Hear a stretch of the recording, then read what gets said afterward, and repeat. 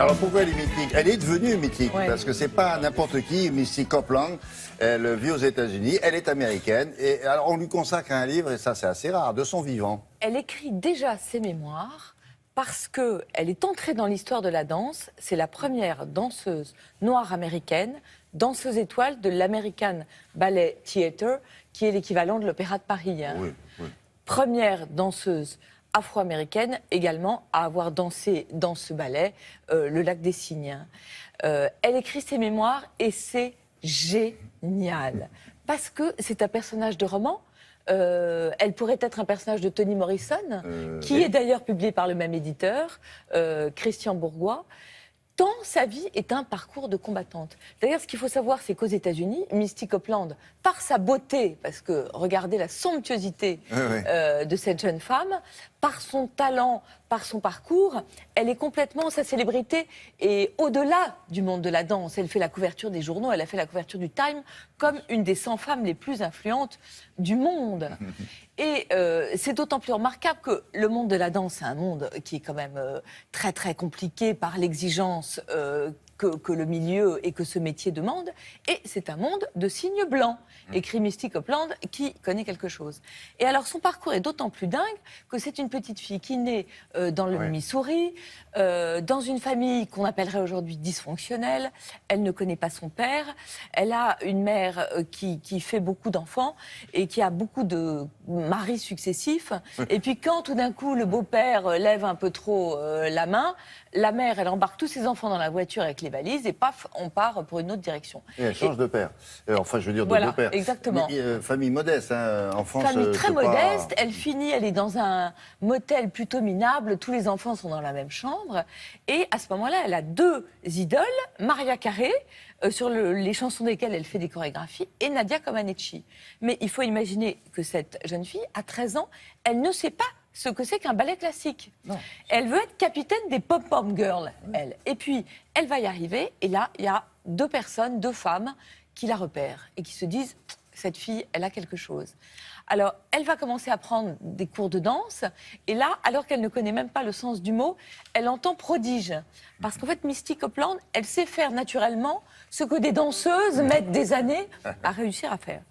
Elle va devenir, malgré elle, une star de la réalité aux États-Unis, de la télé-réalité, parce qu'il y a deux femmes, sa mère et la professeure de danse, qui l'a vraiment kidnappée quasiment, enfin avec l'accord de Misty, pour l'installer chez elle, qui vont se battre sa garde.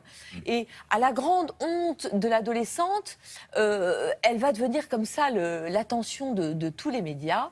Et puis finalement, elle va retourner chez sa mère, et puis elle va gagner des concours, et elle va se retrouver dans cette prodigieuse compagnie à New York. Ce qui est dingue, c'est que là, on se dit que, bon, le parcours est un peu fini. Eh bien, pas du tout, parce que quand vous êtes une danseuse, on vous demande, quand vous devez jouer un rôle, de prendre de la poudre blanche et de vous maquiller en blanche. Et elle ne va pas céder. Ouais. Elle ne va pas céder. On lui demande de maigrir parce qu'elle a trop de seins, elle a trop de forme. Et elle a cette espèce de personnalité très forte qui fait qu'elle va y arriver. Elle est rebelle, oui. Et elle va avoir une rencontre déterminante dans sa vie. C'est Prince, le chanteur Prince, qui va l'appeler. Elle va participer à l'un de ses clips.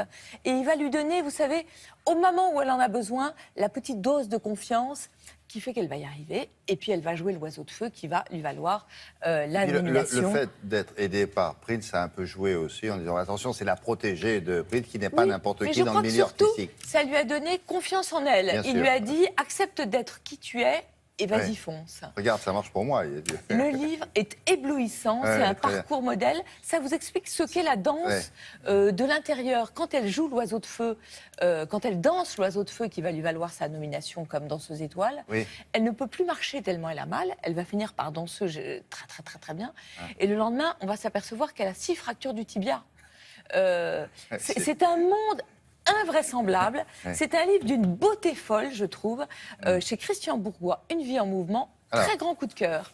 Dépêchez-vous de dire ça si vous êtes scénariste ou producteur. Achetez vite les droits. C'est un biopic formidable. C'est un film, vous imaginez, depuis l'enfance malheureuse, elle est formidable. Et en plus, quand elle raconte sa vie, elle ne juge jamais personne. Elle a une sorte de compassion pour les gens qui l'ont entourée, qui est bienveillante. Pour les tout-petits, regardez Mes musiques pour danser. C'est un imagier sonore de Gallimard Jeunesse. Gallimard Jeunesse, c'est eux qui ont inventé les imagiers sonores pour les tout petits.